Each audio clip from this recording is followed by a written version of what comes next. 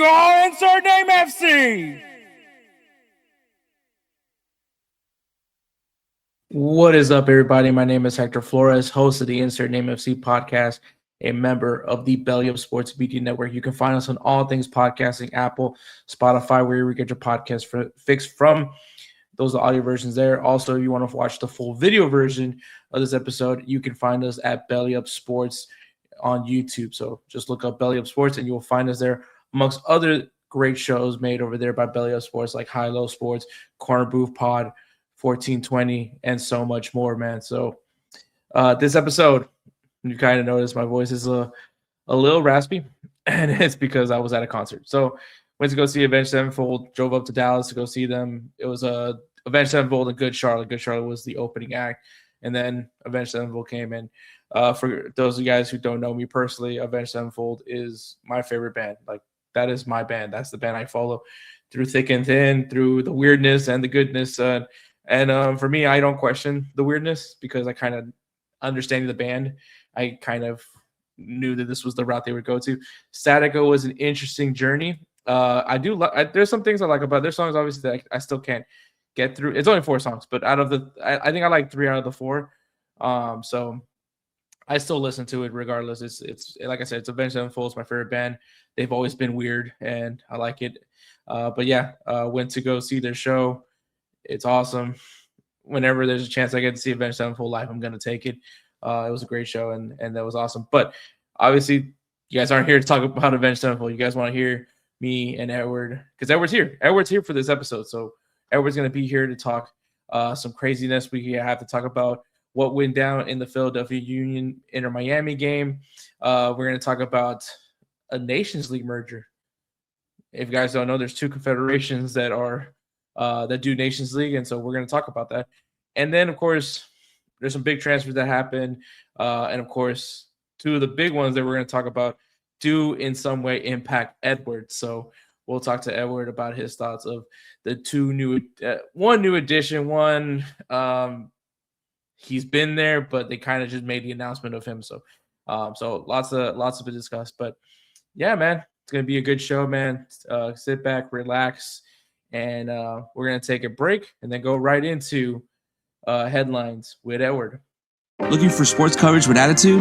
Welcome to Belly Up Sports, where the takes are bold, the jokes are reckless, and no topic is off limits. From articles that will make you rethink your fandom to podcasts that sound like your group chat during a playoff game, Belly Up Sports delivers the sports content you actually want. So ditch the bland and head to bellyupsports.com and follow Belly Up Sports on all socials. Belly Up Sports. We're not just a network. We're the voice of the fans. All right, guys. It's Edward, myself, and here to talk about some more stuff involving the beautiful game, or maybe not so much beautiful this week, but we're here to talk about it. Obviously, La Liga is now in full swing. Real Madrid and Barcelona finally played their first matches of the season. Of course, Arsenal handled business against Coventry. I got to say, Edward, so obviously, Edward knows I went to Dallas to go see Avenged Sevenfold. I linked up with Jose Tejas of Goals TV, and he invited me to go to this place called Cosm. Edward, I don't know if you're familiar with Cosm. No, I'm not. It is essentially this, like, I guess like a venue where you can go watch live matches. And it's like you feel like you're in the state. It's like they have like IMAX level cameras, right, at the stadiums, and they have them in all different angles at the stadium. So you actually kind of feel like you're in the game.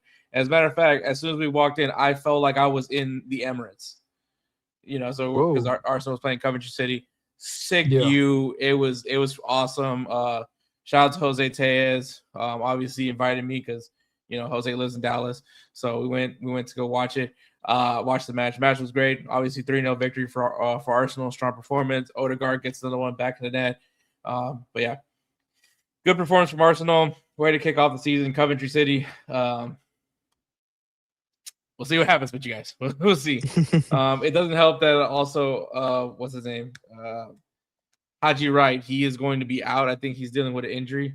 So it'll probably be a while before we see him make his appearance in the Premier League, which that kind of sucks. Yeah. But, it is what it is, right? Yep. But But yeah, man. So Cosm really cool. Avenged Sevenfold obviously cool. Also, I forgot how many bangers Good Charlotte has. Like, I mean, like, yeah, it was cool that one. It was like obviously, Avenged Sevenfold, Good Charlotte, but then like I was like, I don't really remember many of the Good Charlotte songs. I remember Lifestyles of the Rich and the Famous. I'm trying to think of all the other songs I remember. Um uh The River, of course, I know about The River just because that obviously has M Shadows from Avenged Sevenfold in it. And then Boys and Girls. I think that's the only ones I think I know. Or Just Like You. The anthem, and that's thanks to The Madden. anthem, yeah. So that was like, I don't know many songs, and dude, like, I kid you not, man. As soon as like their set list went off, I was like, oh shoot, I remember this song. Right. So I forgot Predictable, which is a banger, by the way. I might have to go back and just like listen to all Good Charlotte's anthem albums. Cause man, like it brought me back, man. It made me think of our days when we were like in middle school, and it's kind of funny how these two bands have such like a cool connection when they're like completely different as far as like what their music is. So Yeah. cool experience, but yeah, man, it was awesome, and obviously you guys aren't here to hear me talk about that, but Cosm, really cool, man. I believe there's a location in Los Angeles, so for anybody of our listeners that are from Los Angeles, go check it out. It's really cool. If you guys are in the Dallas area or ever go to Dallas, go check it out in Dallas, man. They also do like, I think that when I was there, they're doing like a Harry Potter thing later on that day. I think they're going to do it. So obviously they do more than just sporting events, but really awesome. Makes you feel like you're in the stadium. If you're terrible with IMAX, maybe don't go.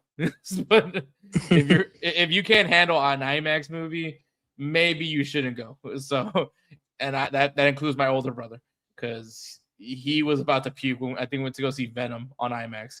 So, oh dang, yeah, it's not. I get it.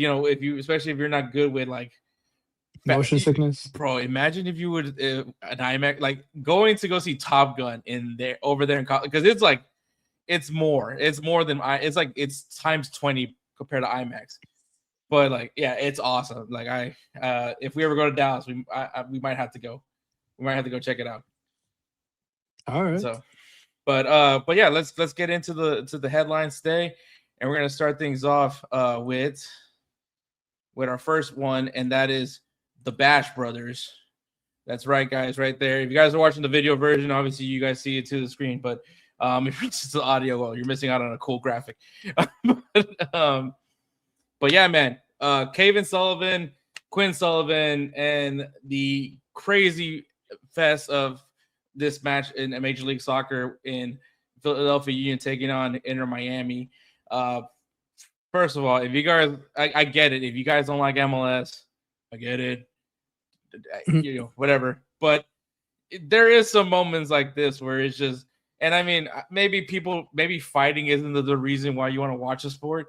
But I mean, when Edward and I, we grew up on watching Liga MX, we grew up watching, CONCACAF in general. So like physicality kind of just goes with it. And honestly, like, I'm not saying that this was the highlight of the game, because honestly, Inter Miami, I think, had a stellar performance, and then Philadelphia to come in and come back to end it in a 2-2 draw. It's a good game. I think at the end of the day, it's still soccer. I don't know, or I don't see where the issue is. Like, is the quality the same as Europe? Absolutely not. But does it get your attention? This got my attention. So there's things to it, man. Like, I tell people all the time, dude, I watch Salvadorian League. So it gets physical. It gets physical. Do I want to say do I call it football? You could stretch the word football on that one. But at the end of the day, it's an attractive product. The game is still the game. Like, I'm sure Edward's watched MLS matches before, and I don't think Edward feels like he's not watching like a match, And I'm not here to put words in Edward. So no, I mean, I feel what you're saying. I mean, I remember the last time it was a Dynamo match I went to when it was an MLS match. I forgot who it was, but then even after that, we saw Inter Miami versus Tigres. and that it was a fun match to watch. Um, just I guess maybe the I guess you could call it the style of play. It's something that I'm not used to, but the atmosphere was great. It was the Tigres fan and the Inter Miami fans, also the Messi fans, because honestly that's we But it's were probably hoping he more was so. gonna It be was there. probably more Messi fans than it was Inter Miami fans. But Yeah, I get the attempt. But anyway, so in this match, like I said, Philadelphia comeback 2-2 draw against Inter Miami. But what the real story was, and the reason why we're highlighting the Sullivan brothers, is that there was an altercation that happened in this match, and there was a point in the match where Ian Frey essentially got tangled up with Quinn Sullivan. Obviously, things it happens when you're playing the matches. Quinn Sullivan, you guys don't know, is an attacking forward. So he gets tangled up with Ian Frey. Quinn Sullivan, obviously frustrated, ends up picking him up and just basically body slamming him like it's a WWE match, which you know what? Hey, props to Quinn Sullivan, because I if people thought that soccer players weren't physically strong, I think he just proved his point. that proves him wrong. Yeah, no, and it's funny because like the way you said it too, I feel like I already know somebody already has like a meme out there, a video already of him body slamming, and then you either get the "It's John Cena" and then just hear the slam, or like, "Oh my God, here comes the rock bottom," or the body slam, and then like That man has a remember family. no remember Randy Orton's scoop slam. That was to me Mm. that was one of my favorite body slams because he was just he looked like he was just kind of dazed, and all of a sudden just quick scoop. It was like pa. And so I was like, man, I was like, you know what? I wouldn't be surprised if there's a video like that. But yeah, like If not, there Hector's should right. be. Yeah. If not, there Hector's should right. be. Hector's right though. There is a lot of how do I say this? It's a lot of physicality in the MLS leagues. Like there is. So I can't say, oh, like like Hector said, it catches your attention. There's a lot of heated moments, especially Mhm. because you got one. It's like you got basically, let's put it this way, a star-studded cast in Inter Miami. You know, you got Messi, Suarez. Um, who else do they have? Because I'm Busquets is not Casemiro playing. now, Reguilon. Casemiro. Oh yeah, Okay, Reguilon. I guess maybe start Jason with Reggie Young. I don't think many people will. I mean, I remember obviously said we I remember identify said him yeah, we because had we know him, we know him, but it's like people want to see these players play, and when they Mhm. get manhandled and they get a little bit heated, their tempers start flaring up because they're like, yo, it shouldn't be this hard because and we say it this way, these players consider the MLS, hence Latan's words, like not one of the big leagues. So when somebody actually goes toe to toe with them, starts giving them a hard time, whether it's physical because of the score or because like they're just fouling, so like we'll foul them back kind of stuff. It's like it gets under the skin. So I mean, I can see this is where I guess you can say the eye catching moments come through for MLS. no, yeah, exactly, and I think and obviously with that happening, it led to this massive. And obviously, whenever everything gets like heated in that moment, obviously, teammates are going to jump in and get involved, right? And so that's exactly what Hmm. happened. And then Yannick Bright just happens to be there, and then that's when you see Caven, the little brother, right? The 16-year-old that obviously once he turns 18, he joining will be joining the ranks of Manchester City. At least those rumors are still very much there, right? And so I think that that's going to be once again a story that, and I mean we mentioned it multiple times, right, at this point, that we're going to probably see those brothers like keep going at it. But well, maybe not so much as brothers, but I mean Quinn, I think believe that he did get a call up with the U.S. men's national team, though. To be fair, we'll see what happens with those guys. Um, and yeah, so Caven, like I said, 16 years old, sees his brothers needs help, so he goes out there and does what a brother's gonna do, and that was to protect his brother. And obviously him and Yannick Bride, they got into it to the point where each one ended up throwing a blow to each other. So like, I guess throwing a blow is kind of a stretch. It wasn't like clearly it didn't impact any of these guys either in either way. Not at all. But it's still like it happened. And so both of them got red carded immediately.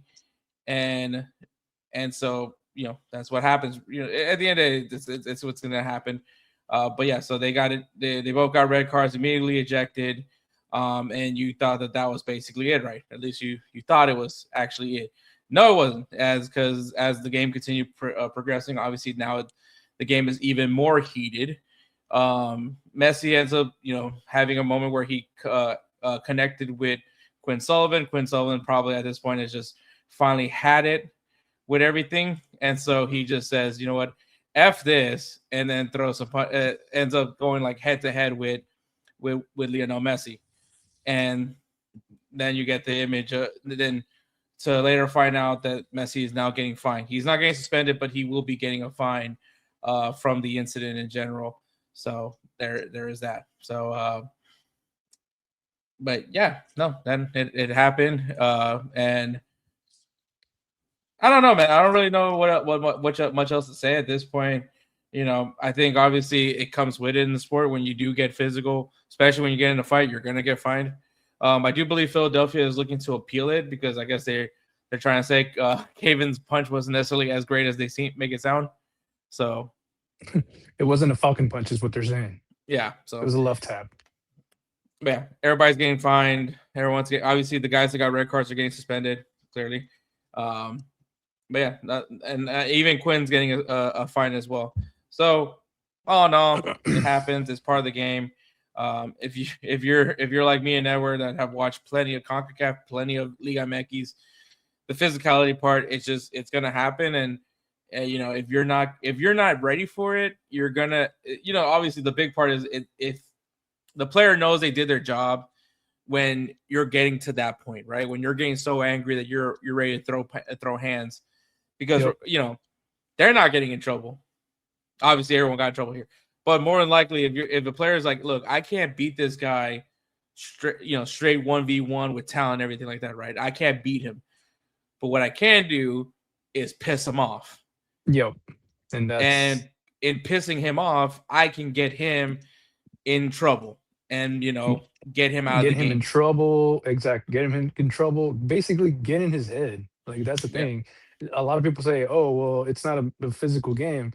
How many times have we seen it where just words or it just gets a player heated to where they either start playing very aggressive or they're just like, no, like they just start whining to the ref, and then the game, the whole game dynamic starts changing. I mean, prime example. How Bosnia wanted to handle Balogun. Yeah. The whole game was like, hey, man, this kid is scoring goals. Obviously, he's clearly the U.S.'s best player right now. Let's get him out of the game. And what they do, they pushed him. They threw him around. Yeah. Whatever they could do to get him off his game, they did it. Obviously, you saw Balogun get frustrated. You saw him get angry. And then say what you want about the tackle, whether you thought it was a red card, whether you thought it was an accident, blase, whatever you want to say. He hit him. He hit the back of his calf with his spikes. At the end of the day, it should be a red card. I get the argument that Messi did the same thing and nothing was called. But let's be honest, that's also Lionel Messi. Yeah. So, not saying that it was right or wrong. Messi should have probably got a red card. But poster child. Okay. poster child is for. But at the end of the day, man, like, I mean, that's what certain type of players are going to do that in some way. Prime example, Diego Simeone is another one, right? When he was like, I can't beat David Beckham, but I sure can piss him off.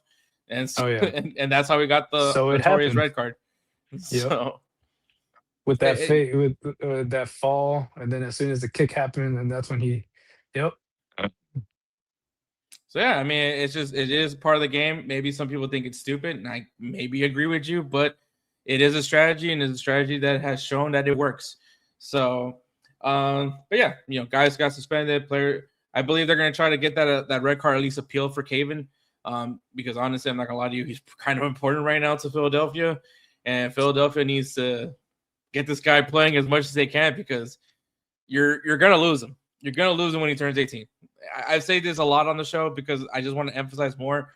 This kid, I think, since he's gotten his chances, has done a lot of good stuff. Edward, hopefully you get to watch some Caven Sullivan matches before he goes into Manchester City, where he'll be sent on a series of loans.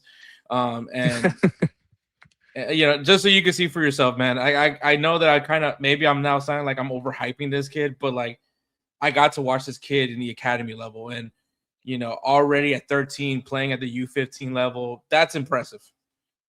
Like that's impressive to me. And so he's clearly a talented kid. I think that obviously there's a reason why he became the youngest player in MLS history to play a match and all that, but obviously beating Freddie Adu's record, but he needs to play more. He needs to get more minutes. He needs to play against grown men. And for those people that are like, Yannick Bryce should get more punishment because he assaulted a minor. He signed a pro contract. Yeah. He signed a pro contract. And I know that sounds so stupid, right? Like it sounds stupid to say like, oh, so now I can punch a minor if he signs a professional contract. Yes or no? It's like that one UFC basically, fighter, right? It's a question. It's a questioning of ethics at this point. It's that UFC fighter, right? The high school student. The dude's fighting the UFC. Like, what is his opponent supposed to do? Not punch him? Like, I mean, what was it? What, are you talking about Sage Northcutt when he came out? Like, no, what's the Hispanic dude, the one that says Chiwiwi? Dang. That's the only thing I know him for. I have no idea what his name is. Yeah, I was like, I know who you're talking about. I know who you're talking about. Yeah, like he was in high school. Like he was still in high school when he was getting into UFC, these UFC fights. But I don't know what happened to him. But that's not important. But anyways, like he signed a pro contract. He's playing professionally. Look, the kid is in a professional locker room. Like there's so many things that I think is kind of funny when you think about that. Like this guy is in a locker room with grown men. He still has to do the things that is required to be part of a team. If we're gonna limit to him, like, oh, he's just a child, he can't be there. That's taking him away from him building with his teammates as well. Yeah, and I know this sounds so bad, but this is also like this is in every sport. Like Lionel Messi, when he got called up to Barcelona, he had to do these same exact things. Like if that's the case, if we can't let these like promising 16, 15-year-olds get their opportunities with their team, like Lamine Yamal, if we're gonna be scared of letting these guys just because they're quote unquote a child, but if they're good enough to be a professional player, bro, Lamine Yamal was balling out at 17. Yeah, like but that's what I'm saying. Like, what are we gonna do? Keep protecting them? Is like if the club is literally looked at them and say, hey, you're good enough to play with the first team, you're good enough to go out there and play against grown men who's this is their livelihood. Yeah. It's a little different when you're Caven Sullivan, who once he's done with the practice and the matches, he goes home and gets a nice home cooked meal by his mom. I envy that.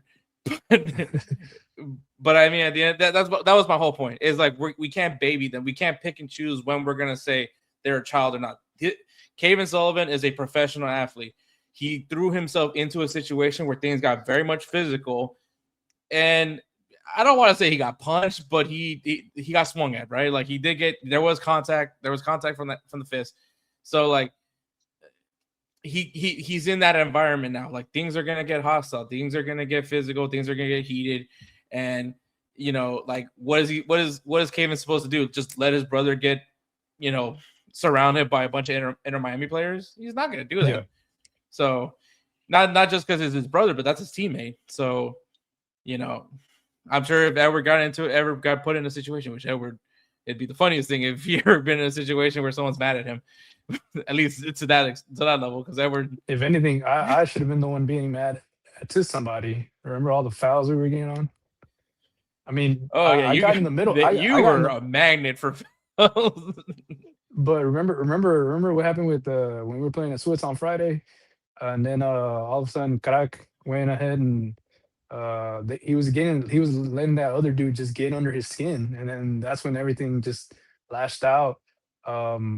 And that's when I went in between and I got crack and I got him out of like the freaking tunnel of people. I told him, hey, I was like, just walk out. Don't even fucking acknowledge him. I was like, they ended up canceling the game because they were like, you know what? Like, we don't need to be doing this. Like, grown ass men fighting over here, like doing this stupid shit. See, like, that's different because that's like well, I mean, it's equivalent to Sunday League. It's a beer league. It's Yeah. like if you take that seriously, like there's, like we're not getting paid. We're paying to do No, this. exactly, and that's exactly what I told Nelson that I was like, dude, I was like, I'm just trying to play, and I'm trying to go home in one piece. I was like, I'm not getting paid to play, and here comes the this is institution different. of the U.S. pay to play. This is different. This is. I have so many things to say about pay to play, but I'll refrain that for another topic. But I mean, like I think that obviously these guys are professional athletes in any sport. Things are gonna get physical. Things are gonna get heated. This is gonna be always the weird thing about when it comes to these players that are of a younger age, especially like Caven Sullivan. And obviously, I think MLS it's a little bit different just because of the fact that like there's not many 16, 15, 17-year-olds. There are some. Not saying that there's a lot, but there is not as many as you think. And as hopefully as MLS Next Pro, MLS Next, once that gets more and more established, maybe we see a lot more coming through the ranks. But right now, Caven Sullivan, he's kind of just a man on his own right now, just dealing with it. But I don't know. I think it's fine. I think it's fine for him wanting to get involved. I don't think that Yannick Bright should be going to jail for assaulting a minor by any means, because at the end of the day, he signed a contract. He signed that he was going to handle whatever is going to be given to him as a professional player. He's now in a professional environment, which is kind of funny when we were talking about like the least professional thing to do is fight in a match. But it's part of the game at the end. Let me bring this up.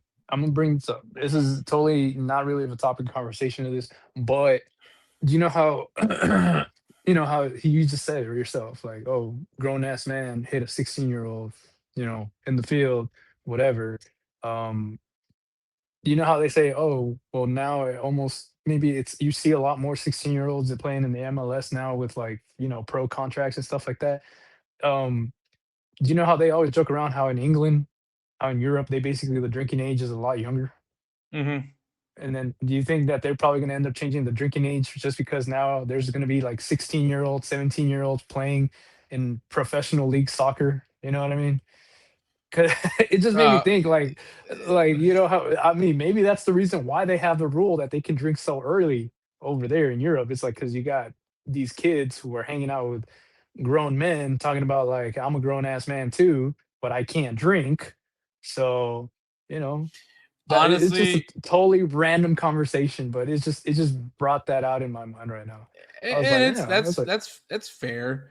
I think it is fair, but at the same time, I just drink that. I mean, and you actually kind of do make a good point, just because obviously, say Philadelphia is to win the MLS Cup or win some sort of trophy. I don't know if they're in the running for any trophies right now. Obviously MLS Cup if they make the playoffs, but like, what do you do? What does Cave? And I mean, but same thing here, because like the age of to be drinking is 21 here in the United States. So like, those guys just can't partake, which is kind of funny because you mentioned this, and you remember Olivia Moultrie. You remember her, the 13-year-old that was playing for the Portland Thorns. I believe still is playing for the Portland Thorns, and I believe she was 15 now. At the time, she was 15. And she was playing, I think the Portland Thorns won the NWSL Cup, right? And so all her teammates are obviously doing the beer showers because, they just won a championship. And there's Olivia Moultrie just like in the corner because, I mean, she's 15, so she shouldn't even be touching any alcohol, let alone being sprayed on.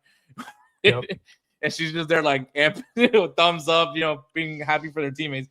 So I think that obviously that's kind of – and that is an interesting question because obviously like, you make a valid point about Europe, like the age to consume is a lot lower compared to here. But also, I don't know, man. Like I think there's honestly like I feel like maybe here in the United States, maybe we should raise the age now.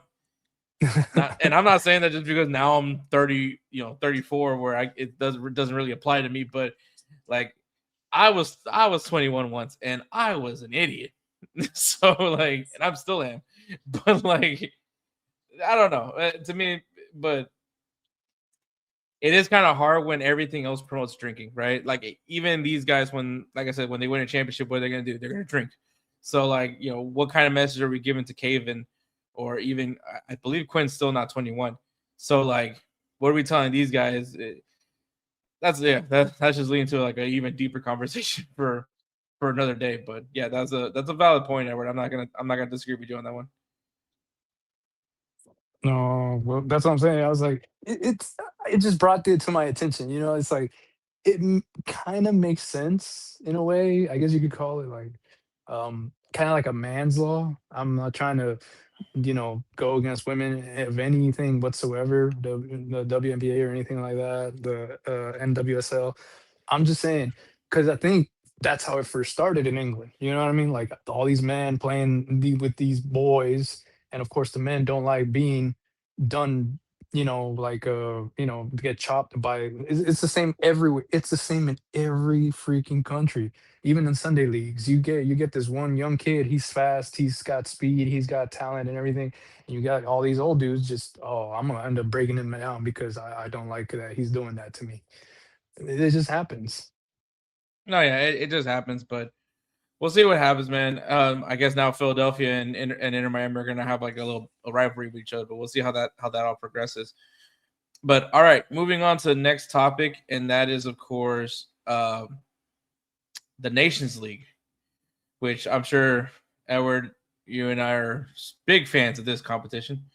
Um, but here we are, man. So if you guys don't know, the Nations League is kind of another international basically, this was FIFA's attempt to maybe give meaning to the friendlies. I think a lot of people have conflicting thoughts when it comes to friendlies because you're calling up guys playing for their clubs. You're calling them up to play a friendly, which maybe in so many people's eyes it's a meaningless match. Obviously, if you ask like a manager of an international team of a national team, like for instance, Zinedine Zidane right now with France, or Thomas Tuchel with England, or Carlo Ancelotti with Brazil, or even Mauricio Pochettino with the United States, with Rafa Marquez with Mexico. Like those matches are really important to them because especially now as they're moving on to the 2030 cycle, right? As they're now prepared, now they have to prepare for that. They want to see who should be under who's going to be on that 26-man roster come 2030. And that's what the friendlies help. But obviously, like sometimes, yeah, I get it.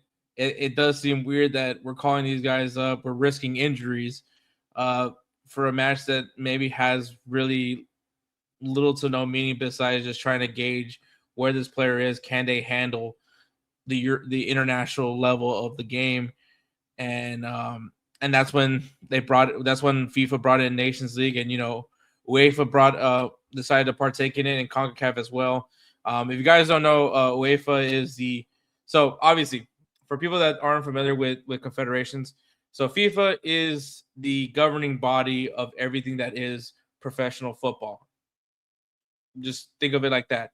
Then you have your regions. You have UEFA, who is Europe; CONCACAF, that's North America and the Caribbean, Central America and the Caribbean; CONMEBOL, which is South America; AFC, which is the Asian region and Australia for some reason. Yeah, the OFC, which is Oceania, so like New Zealand and those countries in that region. And then you have CAF, which is obviously Africa. So those are essentially like the governing bodies of that region, but all fall under FIFA. Hopefully that makes sense, especially to people that are learning about the game. But UEFA, Europe, and CONCACAF, North America, Central America, and the Caribbean, all do Nations League. CONMEBOL doesn't do one. CAF doesn't do one, as far as I know. AFC doesn't do one, and neither does Oceania. And so we're the only two regions that do a Nations League. And it's gotten mixed reviews, right? Like, it went from, what's the point of playing these meaningless matches? Like, why are we playing this stupid competition that really holds no meaning? Don't you love Yeah. people, Edward? Yeah. I mean, it's. I guess you could say, in a way, um, I don't know, man. In a way, uh, um, with this whole trying to mix the UEFA and CONCACAF together kind of stuff, um, it's just I don't know, bro. Like I feel like it would be like I guess a World Cup every year, so it wouldn't be as special. I don't know if that makes any sense. Hmm. I That's guess how so. I see it. No, That's I how guess I so. see it. No, I guess so. But yeah, so obviously both have different. They both do essentially the same process, right? They have like different leagues. You get to the A League, you get to compete for the Nations League trophy. I Yeah. believe, obviously, Concacaf, the last country to win it was Mexico. UEFA, was that Portugal? Yeah, I think it was Portugal that beat Yeah. Spain or something like that. Something along those Hmm. lines. So yeah, so that's where we're at. And so they're like, oh, we're hearing all these complaints. Well, why don't we merge these two nations leagues together? We'll have CONCACAF versus UEFA, and we'll mix the groups, with them. And I think this only benefits one region, and I don't think it's hard to figure out which region it benefits.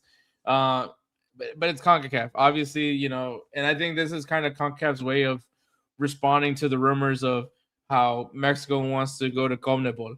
I believe even the U.S. has even thought about going to CONMEBOL, Yeah. going down to CONMEBOL and, obviously increase their level of competition because obviously right now in CONCACAF, it's just USA, Canada, and Mexico, and whatever Central American nation wants to be the flavor of the year, right? Now we have Right. more so Panama.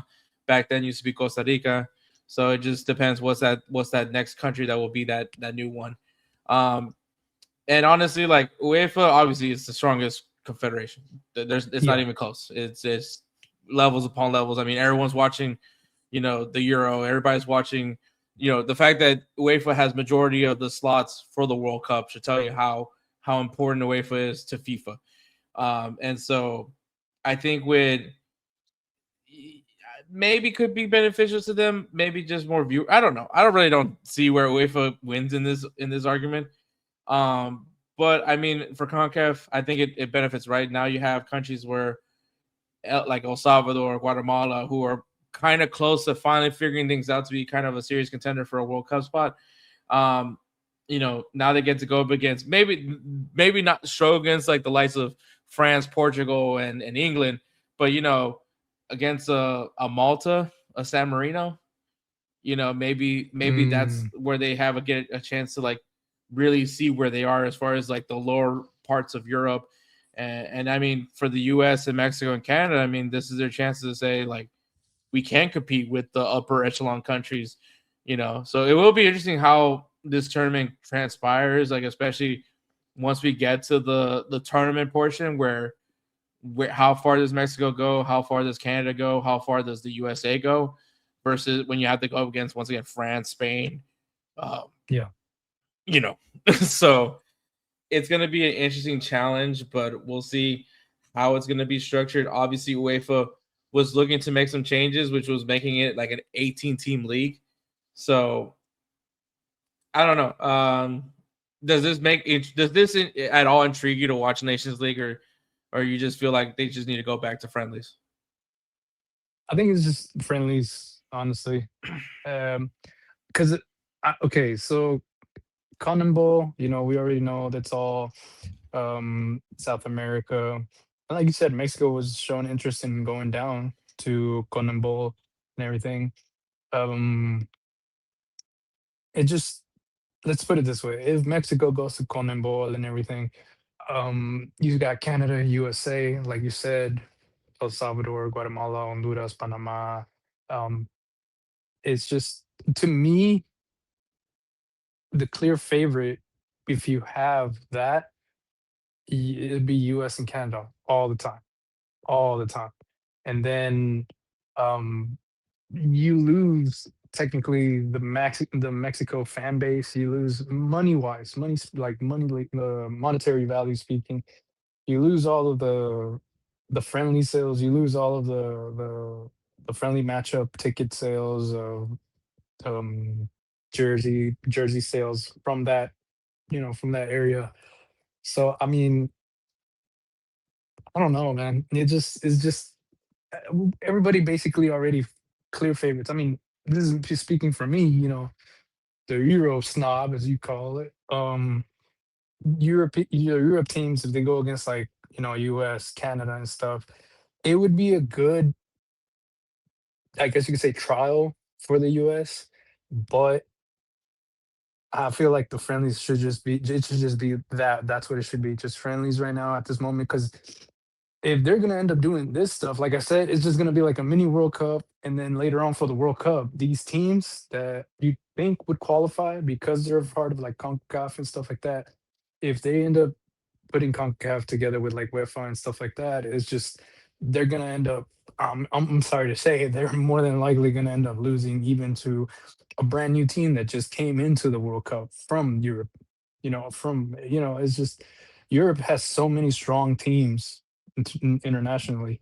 Um, even a smaller team, like teams you don't even expect, somehow they end up pulling a win over England or friendly. It's something you don't expect. Like the World Cup qualifier kind of stuff.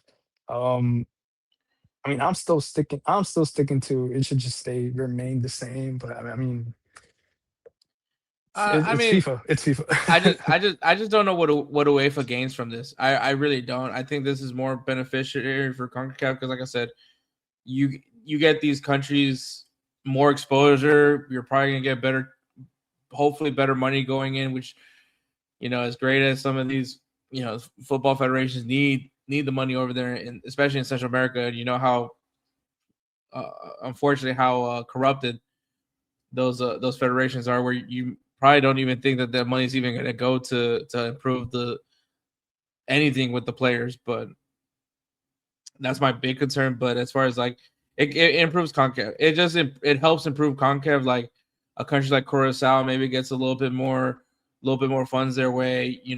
Maybe improves El Salvador. Maybe and I think maybe for some people like it'll be cool to see. I don't want to say any big countries like Iceland go travel to Guatemala, right? To play their Nations League match against Guatemala. Or it and for vice versa for a lot like for El Salvador, it'd be really cool where they go to Greece, right? They get to go to Greece and experience, being in a place that they're probably not normally wouldn't be imagining going to. But yeah, no, I really don't see how this benefits. For the people that say like, oh, CONMEBOL, South America and CONCACAF should like combine together, maybe that makes a lot of sense. Maybe, but like, I don't know if I should take about like a smaller European nation could beat like Guatemala. Something I don't necessarily agree with that one because I think obviously the bigger country is obviously England and all them. I agree to that part, but like I can't like I think San Marino would have a struggle if they had to play against Guatemala. Yeah. So like or a Malta having to go play against Jamaica. So like I think there's levels to it. Every region has like their lower countries. It's just that the higher the ceiling for CONCACAF is like maybe like that mid-tier European nation. But like because but I don't want to say that take that jazz because obviously Mexico I think always has done such a good job of like playing up to their level of their competition, which I mean we saw that in the England game. So I don't want to take too much credit away from Mexico. USA scares the death out of me, just because like they haven't really had that signature victory at all. Yeah. So aside from beating Spain in the Confederations Cup, but like yeah, I don't know. I don't necessarily think that there's like a. I don't necessarily this merger is a good idea in general. I mean for CONCACAF it's a great idea. For UEFA it makes absolutely no sense for them to be even partaking with it. They gain nothing from coming to unless they just want to like push the hell out of ticket sales in the United States. That's the only really thing I can only think of like for them to do this even this idea of merging the nations leagues. But Do you think that maybe the players didn't get enough for ranch, so they're like, let's try to come up with an idea so we can get more ranch? Maybe that's what it is. Maybe that's what They want to get all the fast foods, all the junk food. They want to pack up as much as they can. maybe, man. I have no idea. So, but that is the Nations League, and then we're gonna end this with some more transfers. We're getting closer and closer to that transfer window closing. Obviously, near the end of the month, and there has been some huge announcements. So, Edward, do you want to go straight to your Barca boys, or do you want to go with Suzuki first? Let's go straight to the Barca because I have a feeling we both have a little bit to talk about that. Okay, I mean, all right. So it has been announced; it's official. João Cancelo is going to be staying at Barcelona. I say staying because he came in halfway through last season when obviously Barcelona was in desperate need of a fullback. João Cancelo, I believe, left his club in Saudi Arabia. I think he was in Saudi Arabia before he went to Barcelona. And honestly, when me and Edward, when we talked about when they had João Felix and João Cancelo, and I asked him, out of the Jows, who would you rather have? And he said Cancelo.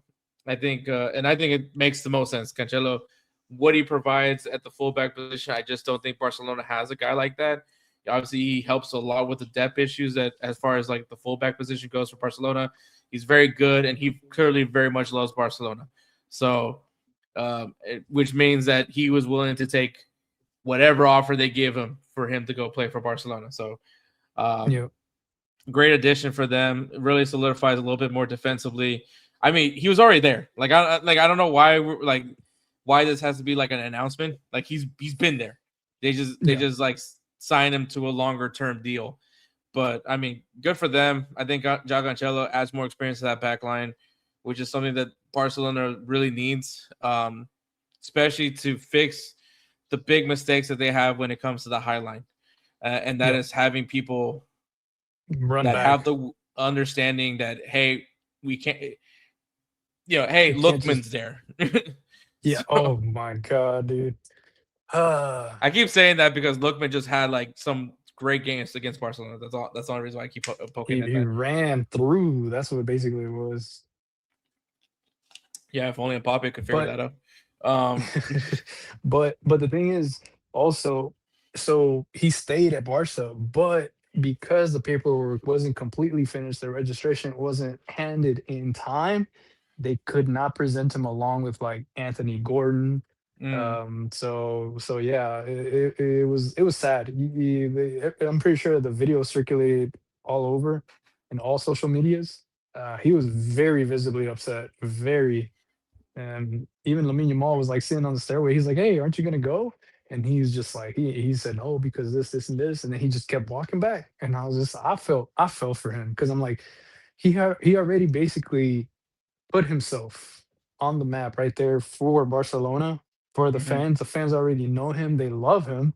They love what he actually brought to the back line, like you said. And, I'm not going to say that he's like a Puyol in the sense of like leadership, but he's in the vicinity of there. Like he does command the respect. And I mean, they respect him as a player and as like a team captain. So I think he's a good addition. Now, like you said, he's not the perfect leader, but they did bring in my opinion, the perfect leader, and it pisses me off more so than anything else. For Barca, yeah, and it showed too. And the possibility is, so the rumors were very much strong that Real Madrid was going to secure Rodri, and funny enough, Edward's storyline, right, that he's going to be following through is just how each club can continue to gouge each other as far as like the marketing cost goes. And I mean, even though you guys really had no control over Diomande, you could thank PSG and Liverpool for why Diomande is worth the amount that they made him be worth. But Rodri obviously was set to go to Real Madrid. He's like at the last year of his contract, to the point where Barcelona was like, well, we need to swoop in. We are in desperate need of a six. We desperately need someone that's experienced enough in the back line that can help the back line, especially in those counterattack situations, which once again is probably like the biggest downfall to the high line. Yep. And so we need someone that knows one has command of the back line, but secondly, can just move the ball in a way that they're kind of been missing. And yes, you have Pedri, right? Yes, you have whoever you Cubarsí. want to throw on that other side, whether it's a Frankie De Jong or is Frankie De Jong still on the team?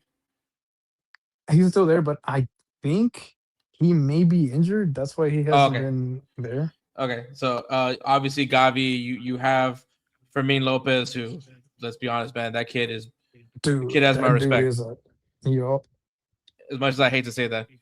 And that one Marin kid that pisses me off a lot. Oh, Martin. Yeah, Martin. I hate that kid. But you bring in Rodri, who you could make an argument might be your instant captain. Yep. I don't want to say it like that because I don't want to disrespect, obviously, what Barcelona has built.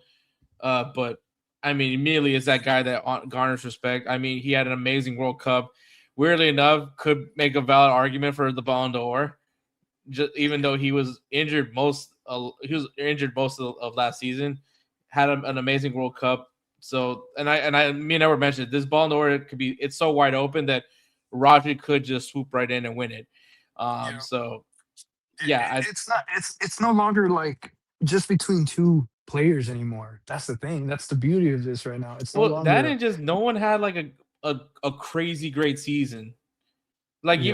even Dembele, like Dembele probably is the front runner right now, in my opinion. If asking me, like I'd probably say Dembele right now. He was phenomenal with France in the World Cup. He had another great year, mind you. Also, PSG rotated the hell out of their squad, which is why they won. Yeah. Why they were able to repeat the Champions League. But at the same time, like Dembele still did what Dembele does, right? He still scored goals. He still contributed all the things that you want from Dembele. So you can make a valid argument that Dembele could also win the Ballon d'Or. But the way Rodri played in the little amount of time that he did has its worth as well. Should it be given to him? Absolutely not. It's gonna piss off everybody. I mean, like, but it's a valid argument. But yeah, Rodri. I mean, the only thing I would say that at least for Barca fans that maybe aren't too thrilled about, you did pay a lot for a guy that I just mentioned was out most of the last season for injuries. But obviously, we know when healthy, this guy is That your guy best six ever. He is off there. He's up there. Like I mean, I don't want to say he's like Iniesta, Xavi caliber, but the thing is the way that he looks at the field and the way where he moves to defend and even to help the attack, like that's something that I have not seen in a while. I could say that, but he, like you said, he basically, it's like as soon as he walked in, everybody was like, yeah, respect. Like even Lamine Yamal, Mm-hmm. who's we both know he's cocky, respects him, and Yeah, it was shown in the World Cup. So I yeah, and think that's gonna be that's another thing is like you just added another person from that Spanish national team because Dani Olmo, Rodri, Lamine Yamal, so much familiarity with each other. oh yeah, It's great. I mean, Barcelona is damn near perfect. I say damn near perfect for the whole reason of that nine still needs to be addressed. I think if that's the one thing, unless they're going with that Egyptian kid, the kid from La Masia, which oh yeah. me and Jose we were talking about it at Cosm, and because I told him and Edward knows this, I was like, I'm sure there's some kid in La Masia that's gonna torture me for the rest of my life. That and Jose mentioned this Egyptian player that I think he did really well in the preseason, so Yeah. might be him. So that might be torturous. Though I will have to, before we move on to Zion Suzuki, I gotta ask, like, because I sent you the rumors, right? Yep. Balogun, I mean, 25th most influential. oh Rated man, higher than Rafinha. that is wild. But okay, look, listen. Most He's a influential player of the World Cup. he is he's a good striker, and with the proper people, and we saw this with the proper people to feed I him will the say he ball. does fit. He does fit to Barca. Yes, he would fit to that play style. Let's put it this way, he has that same like speed that Rafinha shows, like that Mhm. same I want to keep chasing the ball and just score. Like he has that. So it's like if you shoot the ball all the way from the defense all the way to the front, he's gonna run for it. And like I said, you feed him the ball where he needs it at, where he feels that most comfortable at. It'll be like it's I won't say certified goal. It'll be like a sure. It'll be a sure goal. It will be a sure goal. Like I feel like he just needs to be in a I mean, team that can actually feed him because I the mean, ball, the passes. you're giving him great tools, right? You got Yeah, Lamine Yamal on the right, on the left Rafinha, unless he gets sold to somebody, or Anthony or Gordon Gordon, or Anthony Gordon, and or Gordon. That's the Adeyemi. thing. Adi, no, that's the thing. Anthony Gordon has shown that he's not just gonna run in with the ball and then try to shoot it. He's shown in that he does the back pass. He does like reverse passing. He does pass down the middle to where people could actually touch the ball into the pole, into the goal, and just it's a goal. But people were not reading that, and that's the thing. The players weren't reading that, but it's Well, proven. It's yeah, shown. and then on top of that, you have Dani Olmo, you have Pedri, you have Rodrigo. Yep. So yeah, if it was to happen, if Balogun does happen, I think there's someone threw out a rumor that Hansi Flick immediately said no, which I don't know if that's really true or not. I think someone's just trying to cope that even Balogun's even in this conversation. But because I mean, at this point, Julian Alvarez doesn't seem like it's going to happen. I could use my words right here, but I mean, and man, did we what a walk off for him. If you guys didn't watch the Atletico Madrid game, you could very much tell that Julian Alvarez is not happy. As a matter of fact, when they did their player pictures, he was not smiling. That was the only time he's ever not smiled. Yeah, he's usually like cheerful, happy, Yeah, little like a little kid, like a little kid. yeah. So he's pissed off. I think he really he's very been vocal about that he's wanted to make the move to Barcelona. It could still happen. But I think at this point, Atletico Madrid is asking for a lot of money, and I don't know if Barcelona can really get in on that. I know there's rumors that potentially Arsenal's looking to do a player swap plus some cash for Victor Gyökeres for Julian Alvarez, which that'll be very interesting if that happens. Yep. But yeah, no. So Barcelona, I think, like I said, damn near perfect. They're already going to be a good team. They're going to contend for the La Ligas as they should be. The big question isn't so much about La Liga or even Copa del Rey. It's just going to be Champions League for Barcelona, and I think you shirt up that back line, which is going to help, especially when you get into those matchups against teams that could probably expose the high line a little bit better. But I don't think anybody's really worried about the goal scoring part. Like even without a 9, I think Barcelona is still going to score very well. Hell, throw Dani Olmo in there.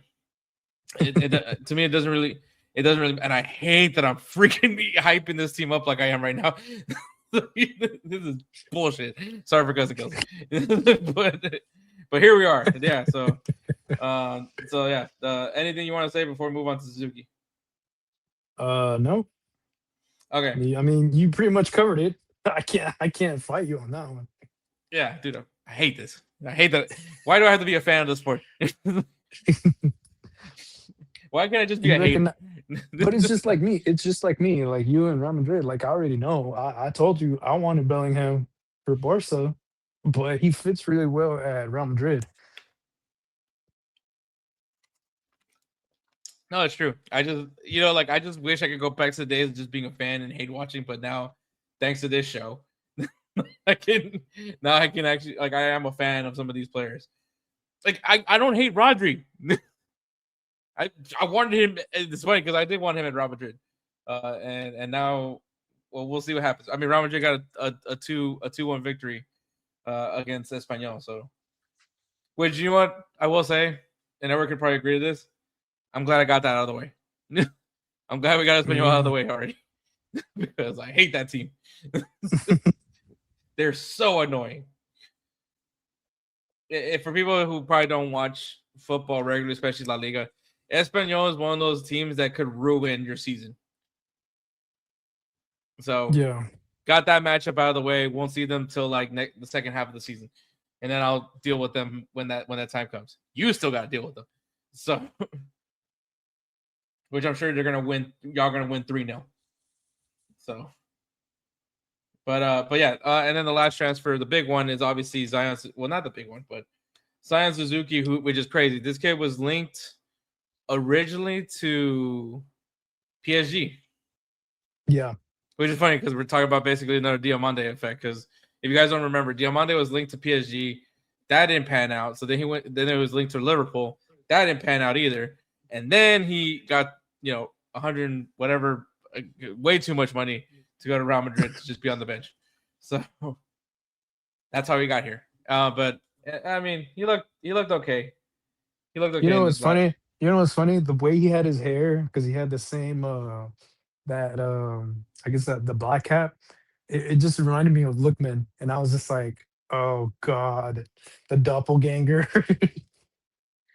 He's like, I got another African in Madrid that's going to torture me in the attack. Yeah, exactly. I mean, don't get me wrong. I actually think he'll do a lot for y'all. It's just y'all have to figure out what that front. That's going to be look the like. thing, right? Is the figuring out how he's going to fit in. What is Jose Mourinho's vision for them? So Yep. I agree with you with that. But Zion Suzuki, which if you guys don't know, he is Japanese, I believe has an American father, but which is always the fun thing to mention because there's always going to be that one U.S. men's national team fan like, oh, we should have got him. The guy, if you listen to any of the interviews that he's been in, he says he's Japanese. And out of respect to Zion Suzuki, he's Japanese. Yes, he's Japanese American. Yes, I get it. But he plays for the Japanese national team. Was part of the Japanese national team during the World Cup. And yeah, no, he's a solid keeper. Last season he was with Parma. He was set to go to PSG, which I thought was crazy. PSG moving away from another goalkeeper after one season. But Chevalier unfortunately didn't pan out due to an injury.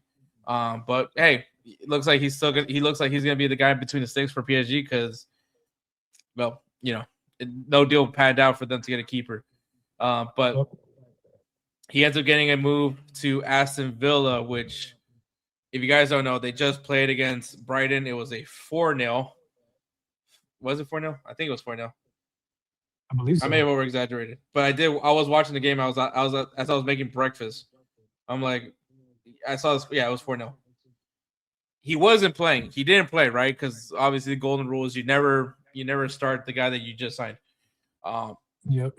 But yeah, so Zion wasn't playing. He was on the bench, but obviously you're not going to sub in a goalkeeper unless it's like really dire. But like really bad, really bad situation where like you got your main keeper and your reserve keeper. I will say though, losing 4-0 at the first half might be the dire situation of making a substitution. Even though once again the guy hasn't been acclimated with the team, maybe a little bit of a stretch to bring him in. But there is another goalkeeper that Aston Villa, right? At least as far as I know. He did not play in this game, and that is obviously Dibu Martinez. And no one knows that is a story for God. Like I don't know, man. He was supposed to go to Juventus. He was supposed to go to Juventus. He was linked heavily to Manchester United. Neither of those panned out. And Juventus got Vicario from Tottenham, which this is gonna sound stupid, but it makes sense to me because he's Italian. So that sounds probably like, what the hell does that mean? I don't know. Like, I feel like more club teams need to try to like sign players from their country. It sounds stupid, I get it, but it made more sense to me. Plus, I think Vicario works more towards what Juventus should be doing. I'm not gonna say is doing because it's a massive headache over there. But it's teeter-tottering. He has to go, right? He has to leave. He needs to leave Aston Villa. Like, he's not going to be the starting goalkeeper for Aston Villa. And this time it's not even that awkward because the other time he was waving everybody goodbye. But this guy needs to go. I just don't know where. I feel like the Sun would probably make a story about that and be like the long-awaited goodbye. Like, that would be the title of the story. the long-awaited goodbye, and then they'll probably post the picture of like 2 years ago, and then the picture of like when he's actually walking out with the I like, think the big problem with Dibu and you either love him or you hate him. yeah, There is no in between. I don't think there's like a neutral person on Dibu Martinez. You either love the guy or you despise him. And I've met people that despise him. I am yeah. on the side of I think this guy is the You- greatest keeper that we have ever got to witness because he just his makes material. celebrations. The dude His is just a celebration. material machine. Like I He mean, humped the Golden Glove.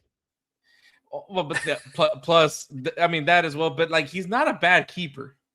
Like No, he's not He's terrible. He's done some crazy saves. That's the thing. It's like, I mean, mind you, the World Cup, a lot of the shots that Spain was shooting at him was directly to him. But yeah, but like I mean, he's provided some good moments for not only for Argentina, but for I mean, even when he got his first opportunity with Arsenal, like he stepped in when Leno got hurt and kept things going for Arsenal.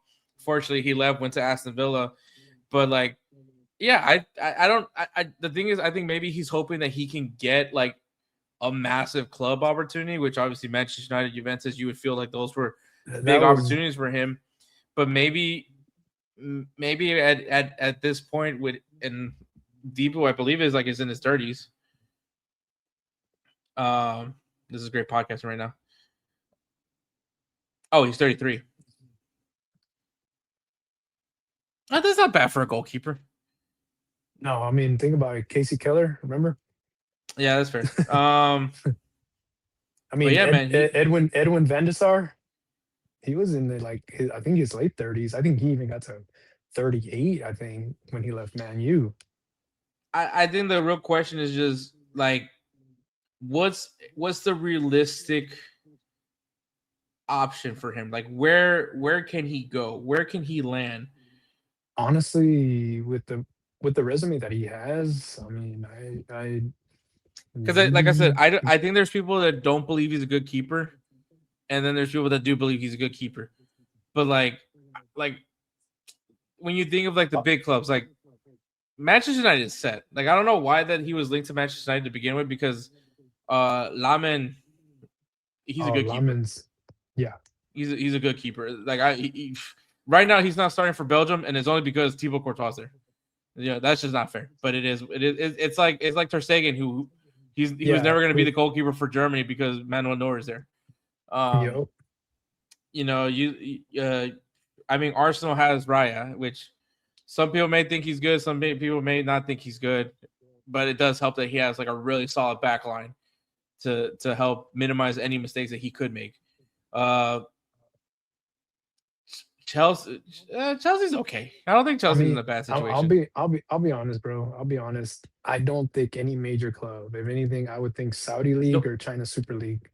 Yeah, I just don't. Yeah, when you think of like the big clubs in all the leagues, I just don't think they need a goalkeeper. No, not at this moment. So I mean, unless he wants to play for like a mid-tier side, which maybe that's not what he wants. He wants to lift a league title. Okay. But, yeah, I don't know, man. It is what it is, man. But we'll see what happens, man. Obviously, transfer window is going to be closed up near the end of the month. By next week, basically. I hope he gets picked up. That like he needs to. Yeah, I just hope he does because that's the thing. It's like I don't want him to just be sitting, riding the pine the whole way through the whole season, and then until next transfer period or whenever his contract's up. It's yeah. Like I said, he's got a pretty good resume, but honestly, if anything, Saudi League, J League, the Super China League, like dude, like that, they pay buku money over there, and especially for big names.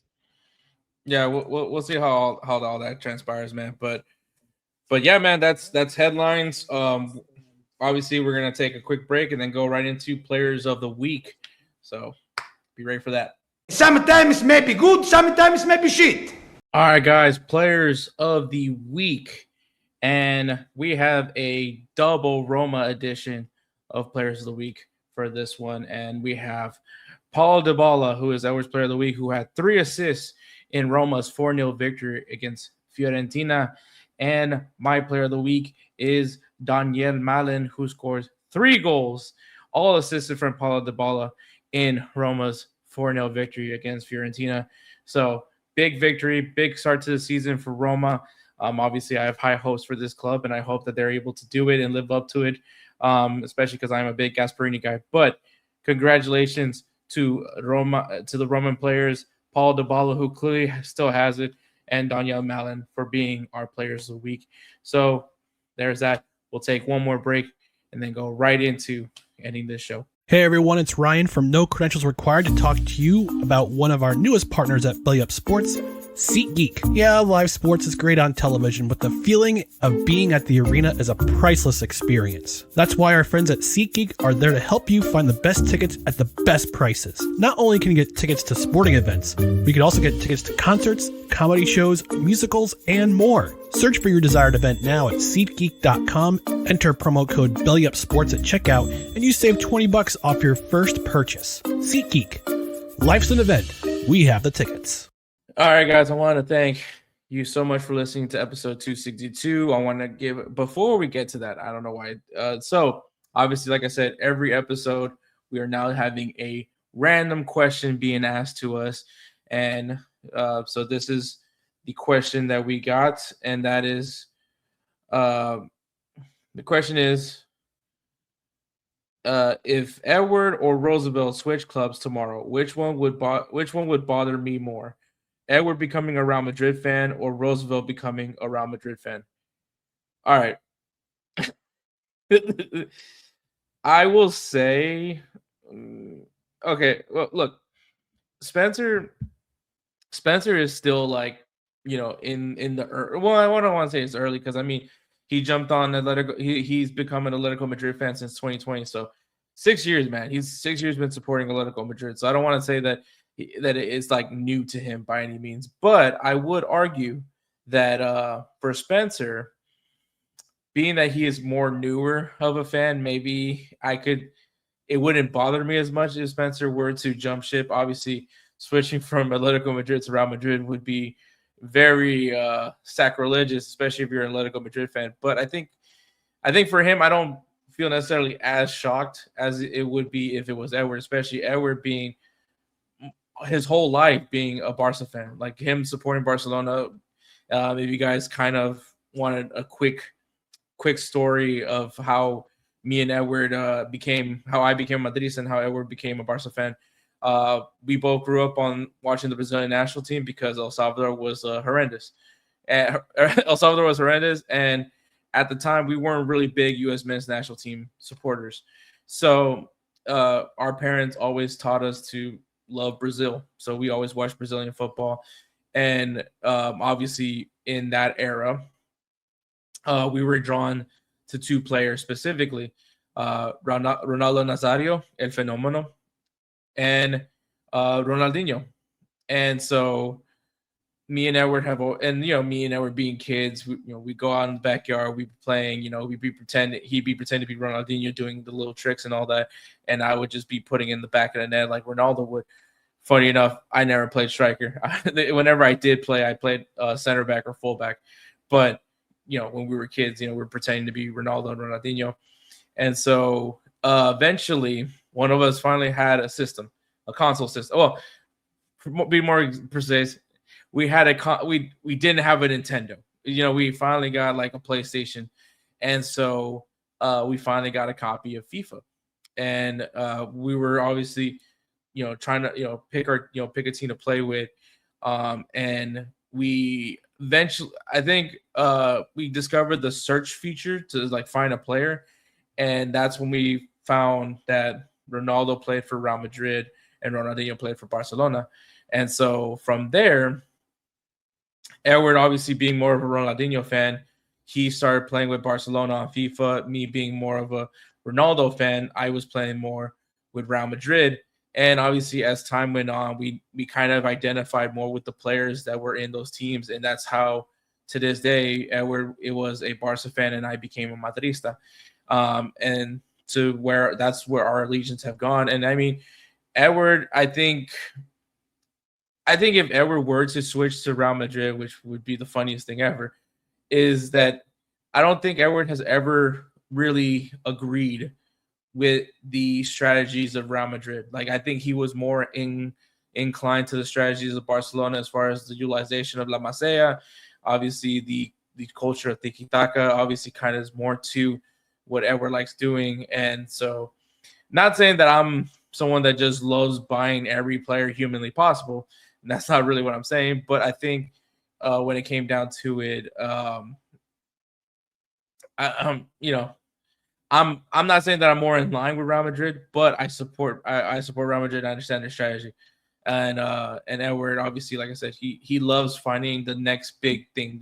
He gets excited about that. I mean, remember at the time, Ronaldinho was it. He was the 10. He was Barcelona through and through, and then came Lionel Messi, and then so Edward got to see Lionel Messi from the beginning, from the jump, like when Messi was wearing number 30. That era of Messi, and then obviously switching over to the player, then he eventually became the 10 and the star of Barcelona.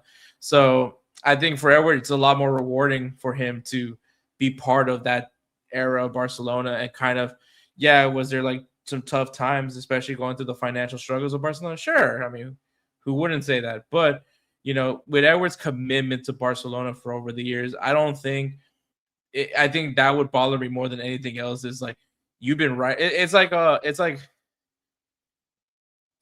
watching someone date. I wouldn't say, like, be in a relationship with someone for so many years through the thick and thin, and then just out of nowhere just said, you know what, I'm done with her. I'm moving on to something else. And so, and it's just like, and it'd be like, for the reason to switch over, it was like for the dumbest thing humanly possible.